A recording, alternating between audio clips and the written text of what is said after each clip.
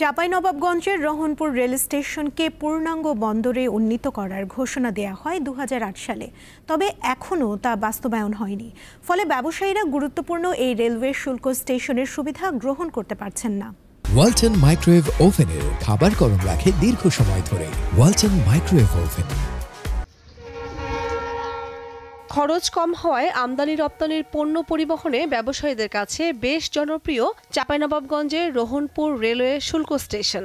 অবিভক্ত ভারতবর্ষে ঢাকা ও কলকাতার মধ্যে যোগাযোগের মাধ্যমও ছিল এই রহনপুর সিঙ্গাবাদ রেলপথ। দেশ স্বাধীনের পরে এটি শুধু পণ্য পরিবহনের জন্য ব্যবহার হয়ে আসছে। ভারত, নেপাল ও ভুটানের সঙ্গে যোগাযোগের মাধ্যমও এই রেলপথ, কিন্তু অবকাঠামোগত উন্নয়ন না হওয়ায় ব্যবসায়ীরা তাদের প্রয়োজন অনুযায়ী ব্যবহার করতে পারছেন না এই শুল্ক স্টেশন। তারপরও যারা এই পথ ব্যবহার করছেন তাদেরকেও পড়তে হয় নানা জটিলতায়। এখানে কাস্টমসের যাবতীয় কর্মকাণ্ড শেষে এই গাড়িটা গন্তব্যের উদ্দেশ্যে চলে যাবে, কিন্তু রহনপুর এমন একটা রেল বন্দর যেখানে এখন পর্যন্ত এখানে ইয়ার্ডের কোনো ব্যবস্থা করা হয়। এটি যদি পূর্ণাঙ্গ স্থল বন্দর হয় তাহলে এখান দিয়ে ব্যবসা বাণিজ্যের প্রসার ঘটবে। অবকাঠামোগত উন্নয়ন করা যায়, তাহলে রহনপুর স্টেশন দিয়ে ভারত হয়ে নেপালের একটা ট্রানজিটের সুযোগ হবে।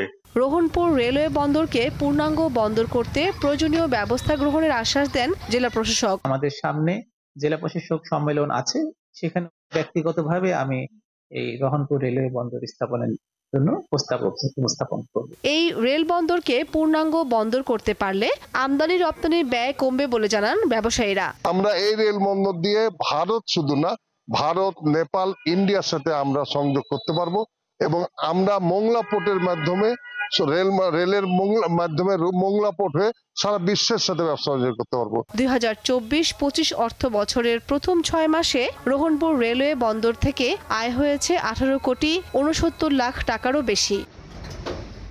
কামরুন নাহার, দীপ্ত, বার্তা কক্ষ।